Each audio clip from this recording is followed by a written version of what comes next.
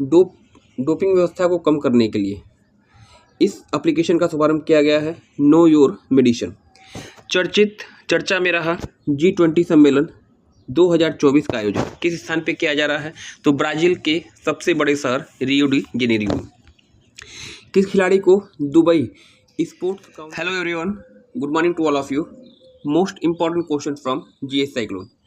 आज है 21 नवंबर 2024 और 21 नवंबर 2024 से जितने भी करंट अफेयर्स के ट्रेंडिंग प्रश्न बन सकते हैं अगले 10 से 15 मिनट में उन सभी प्रश्नों पर चर्चा की जाएगी। इस वीडियो को लास्ट तक देखिएगा। वीडियो के अंत में एक बहुत ही महत्वपूर्ण प्रश्न पूछूंगा जो करंट अफेयर से रिलेटेड होगा और इस प्रश्न का उत्तर आपको कमेंट सेक्शन में कमेंट करना है। इस वीडियो का सोल्यूशन पीडीएफ आपको टेलीग्राम पे मिल जाता है। टेलीग्राम पे आप मुझे फॉलो करिएगा। इसके अलावा यह पीडीएफ आपको डिस्क्रिप्शन बॉक्स से भी मिल जाता है, आप इसे वहाँ से भी डाउनलोड कर सकते हैं। जैसा कि लास्ट क्लास में देखा गया 20 नवंबर 2024 में जो प्रश्न मैंने आपको बताए थे, हाल ही में चर्चा में रहे नो योर मेडिसिन ऐप का उद्घाटन किसके द्वारा किया गया है? तो भारत की खेल मंत्री डॉक्टर मनसुख मांडविया जी के द्वारा। खेलों में डोपिंग व्यवस्था को कम करने के लिए इस एप्लीकेशन का शुभारंभ किया गया है। Know your medicine. चर्चा में रहा G20 सम्मेलन 2024 का आयोजन किस स्थान पे किया जा रहा है? तो ब्राजील के सबसे बड़े शहर रियो डी जेनेरियो में। किस खिलाड़ी को दुबई स्पोर्ट्स काउंसिल का नया ब्रांड एम्बेसडर नियुक्त किया गया? तो टेनिस खिलाड़ी आपके सानिया मिर्जा हैं और इनके साथ क्रिकेटर हरभजन सिंह। इन दोनों को दुबई स्पोर्ट्स काउंसिल का नया ब्रांड एम्बेसडर नियुक्त किया गया। वहीं भारतीय सैन्य विरासत महोत्सव के दूसरे संस्करण का आयोजन किस स्थान पे किया गया है? तो नई दिल्ली। बताइएगा। शारदा सिन्हा जी जिनका हाल ही में निधन हो गया, 5 नवंबर सन 2024 को इनका निधन हुआ था। इनका संबंध किस क्षेत्र से है? तो लोक गायन। बताइएगा। और वहीं अगर बात करिए किस क्षेत्र में किस स्थान पर पीवी सिंधु बैडमिंटन केंद्र की आधारशिला रखी गई है? विशाखापट्टनम। भारत की महत्वपूर्ण बैडमिंटन खिलाड़ी हैं, इनके नाम पर विशाखापट्टनम में पीवी सिंधु बैडमिंटन केंद्र की आधारशिला रखी गई। और चर्चा में रहे प्रजनेश गुणेश्वर का संबंध किस खेल से है? इन्होंने हाल ही में संन्यास लिया है और किस खेल से रिलेटेड है? तो उत्तर बताइएगा, टेनिस से। ये रहा आपका लास्ट डे का रिवीजन, टुडेज करंट अफेयर्स। आज की जो प्रश्न है आपके लिए, हो सके तो अपने साथ कापी और पेन लेके बैठिएगा, क्योंकि प्रश्न का उत्तर तो मैं आपको बताऊंगा ही बताऊंगा। इस प्रश्न के चारों ओर जितने भी प्रश्न आपके बन सकते हैं उन सभी पर चर्चा की जाएगी। देखिए, क्वेश्चन नंबर 1 की बात करिएगा।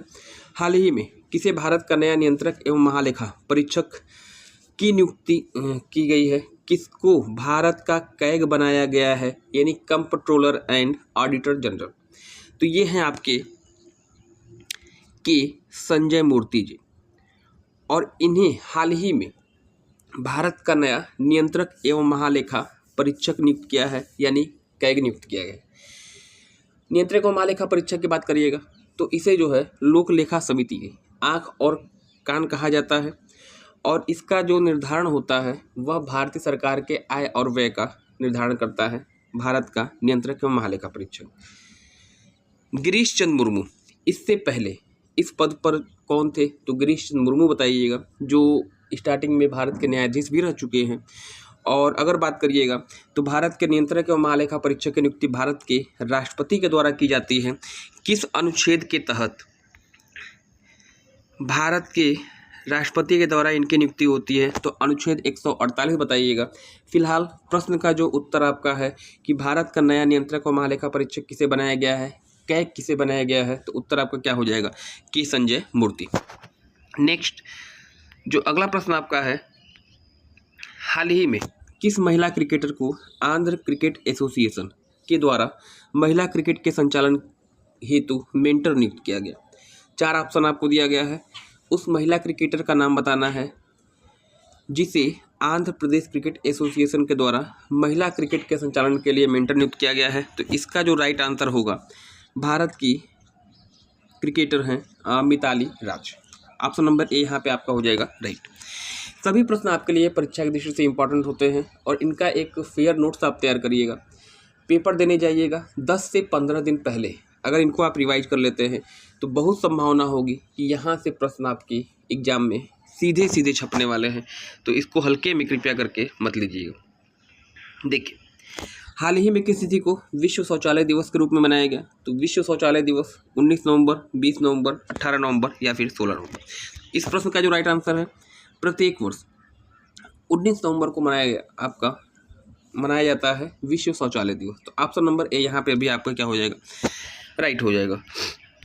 नेक्स्ट अगला प्रश्न जो आपका है, हाल ही में चर्चा में रहे पुनीत गोयनका, जिन्होंने एमडी और सीईओ के पद से इस्तीफा दिया है, इनका संबंध किस कंपनी से, किस क्षेत्र से है ना?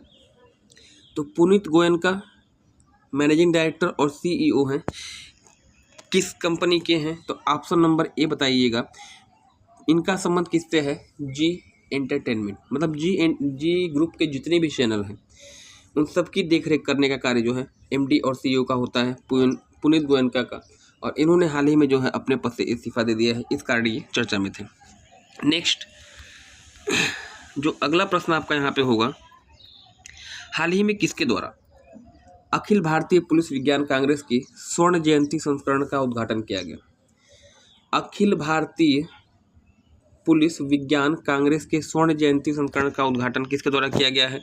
तो ये हैं आपके अमित शाह, भारत सरकार में गृह मंत्री के पद पर नियुक्त हैं। और जैसा कि मालूम है कि प्रधानमंत्री के बाद जो दूसरा सबसे बड़ा पद होता है वो गृह मंत्रालय होता है। अमित शाह जी के द्वारा अखिल भारतीय पुलिस विज्ञान कांग्रेस के स्वर्ण जयंती संस्करण का उद्घाटन किया गया है। कहाँ पर? तो गुजरात में। ऑप्शन नंबर ए यहाँ पे आपका हो जाएगा राइट। देखिए इसके बाद जो नेक्स्ट प्रश्न आपका है, चौथे राष्ट्रीय फिन स्विमिंग चैंपियनशिप 2024 के विजेता राज्य कौन है? तो चौथा राष्ट्रीय फिन स्विमिंग चैंपियनशिप कहाँ पे हुआ? ऑप्शन नंबर ए इसका राइट होगा, वेस्ट बंगाल। पश्चिम बंगाल राज्य ने राष्ट्रीय फिन स्विमिंग चैंपियनशिप 2024 जीता है। तो ऑप्शन नंबर ए यहाँ पे आपका होगा राइट। अब पश्चिम बंगाल की बात हो रही है, तो पश्चिम बंगाल के मुख्यमंत्री कौन है और पश्चिम बंगाल के राज्यपाल वर्तमान में कौन है? कमेंट सेक्शन में कमेंट करिएगा। नेक्स्ट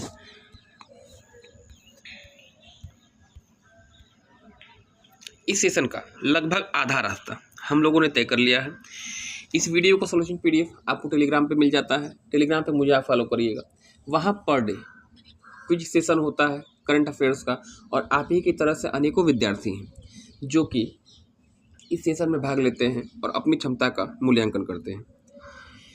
इस वीडियो को अधिक से अधिक शेयर करिए ताकि यह वीडियो उस अभ्यर्थी तक पहुंच सके जिसे वास्तव में इसकी ज़रूरत है। हाल ही में किसे बुकर पुरस्कार 2024 से सम्मानित किया? साहित्य के क्षेत्र का सबसे बड़ा पुरस्कार माना जाता है बुकर पुरस्कार को।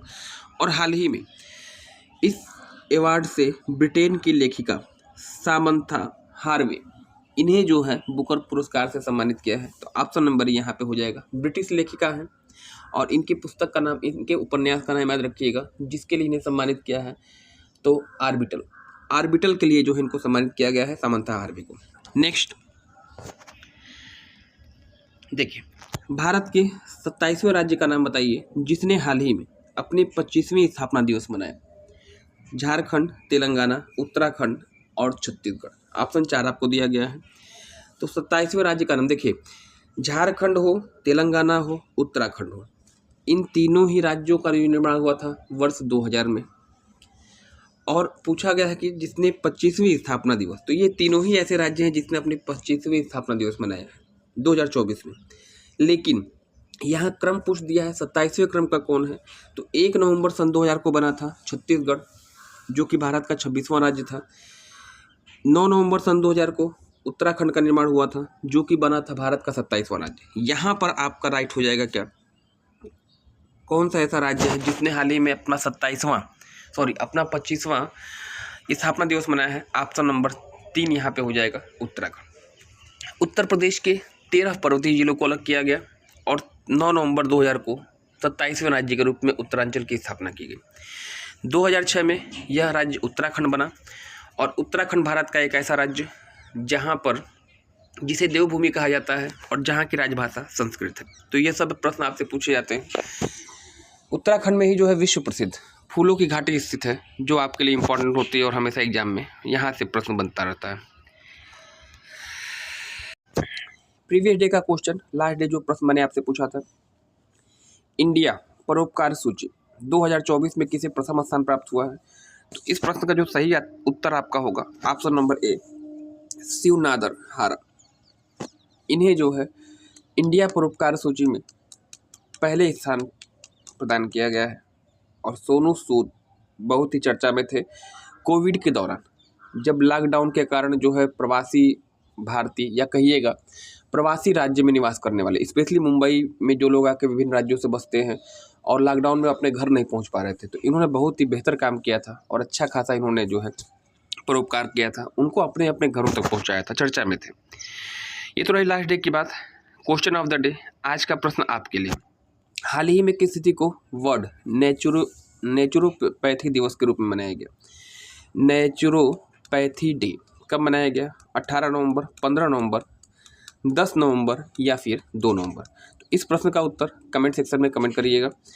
इस वीडियो को अधिक से अधिक शेयर करिए ताकि यह वीडियो उस अभ्यर्थी तक पहुंच सके जिसे वास्तव में इसकी ज़रूरत है। तो आज के लिए फिलहाल इतना ही, मिलते हैं अगले क्लास में। धन्यवाद, थैंक्स फॉर ज्वाइनिंग मी।